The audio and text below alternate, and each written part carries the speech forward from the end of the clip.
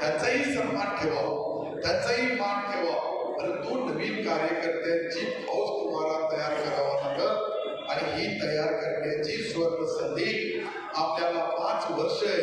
एक दिवसाला काम नाही का, उद्या निवडणूक का परवा निवडणूक आपली निवडणूक अजून 5 वर्ष बाकी आहे. 2.5 वर्षाचा कार्यकाळ संपला का मी पुन्हा येईल.